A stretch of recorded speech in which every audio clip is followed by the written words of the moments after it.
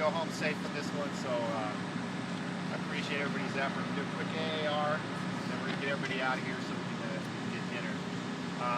So let's talk about real quick what you guys have when you first rolled up. What was planned? Plan when we first rolled up, tried to get some of the heat off the back end here since it was coming out the windows already. I wasn't 100% positive of our access off the front with the construction fence there. Obviously the chain link jumped in pretty quick, but wanted to get some water going back here. Maybe I could get extra engines in the truck in through there if we needed to.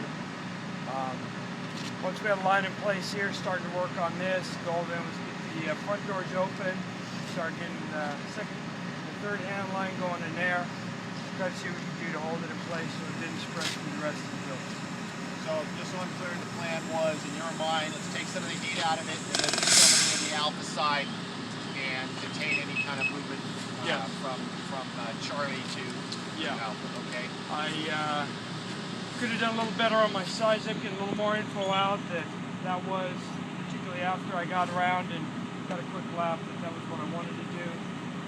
Just looking with some of the rigs pulling in, kind of hammered that, but A lot of if I'm radio going to take traffic command, on I this. still got to take command, so that's the way it is. Kind of tough to take command and do a 360 and come up with a plan, especially when you got 5 other units hailing you on the radio. So that was the initial plan. I concurred with that when I arrived and took IC. It looked like that was a good plan. Obviously, we all knew this was an abandoned building. We knew that it was not worth risking a whole hell of a lot for us. I think we made that clear over the air. Was everybody clear as far as the news intent on this? We went over the air a couple times stating what our plan was, what we were looking at. Was everybody clear on that? Okay, so what actually occurred? Todd, what's your perspective? Ran to 12 or 14 third pump. We pulled past the 13 between the line to the Delta side. We saw that nobody had a hydrant, nobody had a pump on the Bravo side of the fire. We could hear the vehicles training inside the building.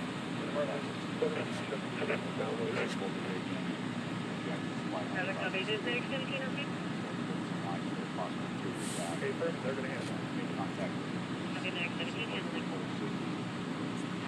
04 was kind of just putting eyes on it for me. Actually, safety was San Diego Battalion 4. We talked to Jim about, hey, we're going inside, but we're looking at this visual fence between the outskirts. He concurred and said that we're on the same page. So, you know, that didn't come across the radar right away. That was the communication we were creating. So, we went inside with that strategy. The visual was holding the ceiling, expecting the KFC to fire over us. We didn't have anything, but we had a lot of smoke. So, we were inside, we called him to pull out. Right. And from my perspective, what I saw here, I did say that the truck to the roof would be assigned to what? To assess the roof, which is what I typically am going to do. I want the truck captain on the roof to give me an assessment on whether operations up there can occur or not. I'm looking to that captain to make the decision. It's his call whether we can be on that roof or not. I got the word from him that there was really nothing to be gained from them being up there. Have them exit the roof at that point and be back on the ground. I made the call that we had 5 more minutes of operation interior on this before we were going to pull out and go defensive. At that point, a couple minutes after that, this corner right here behind me did drop. And at that point, I said, nothing gained here. Let's back the hell out.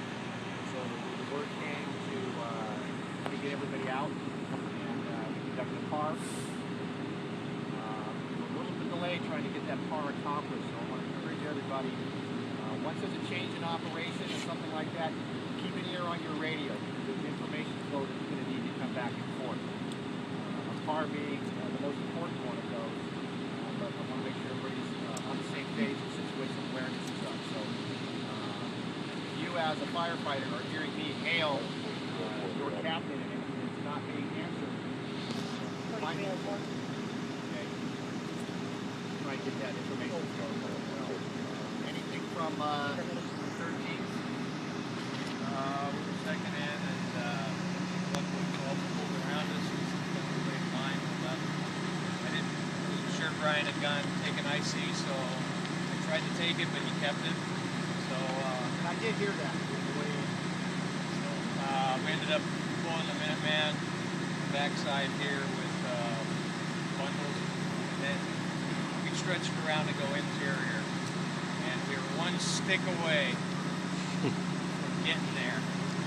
So we backed out. So since then, came back around here, been working this side most of the evening since then.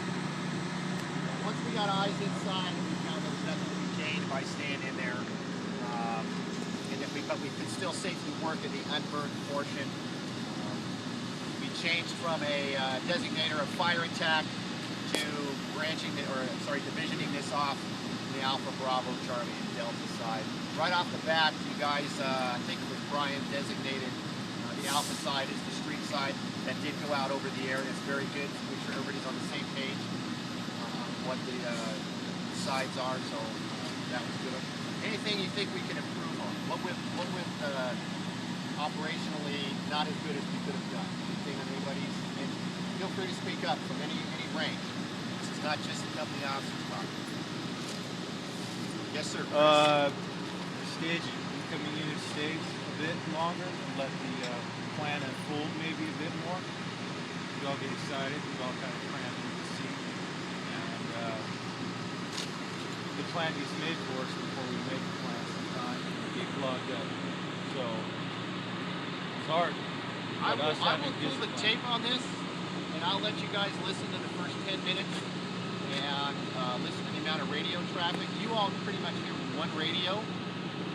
I have two of them in there, not to mention the cell phone going off, civilians and news media who are right here on this one at the window of the vehicle. So there's a lot going on.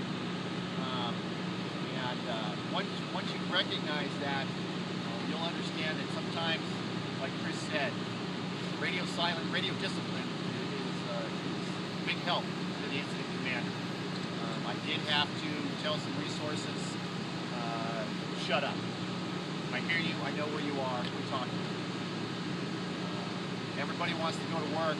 That's great that everybody's aggressive, but you need to do it within the plan. Anything else?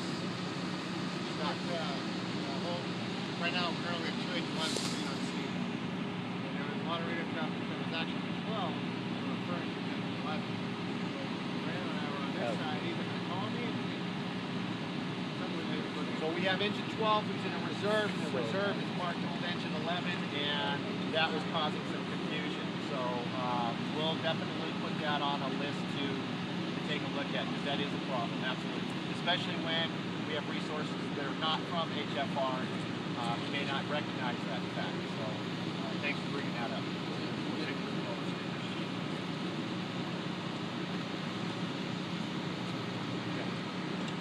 Great.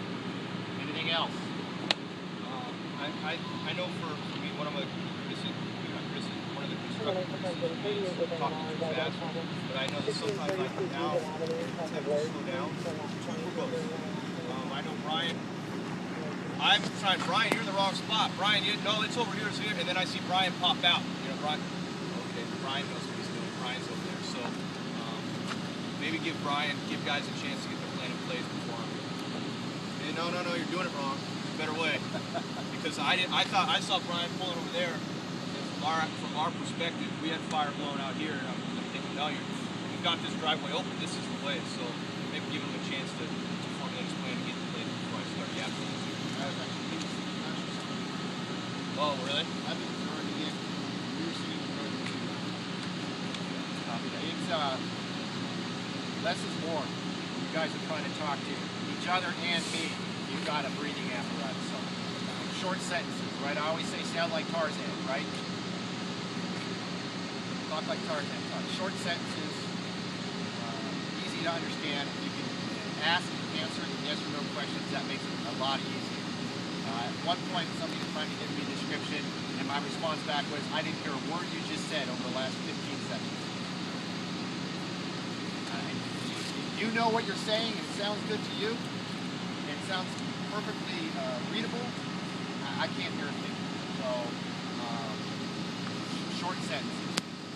A lot of breaks in there, because then I can come back and say, okay, I'm copying. Okay, thank you guys. All right.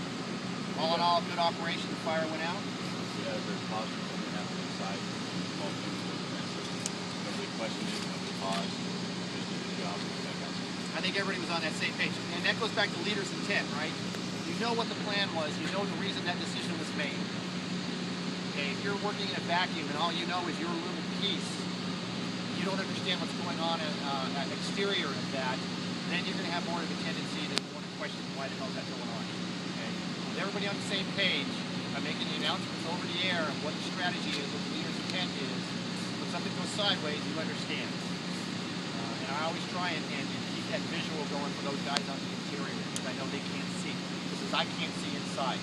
That's why I asked the fire tech guys, what do you got inside? They tell me, and then I'll give them what I see on the outside. And between those two conversations, we come up with the right decision, which is what occurred here. All right? So, thank you very much. We're going to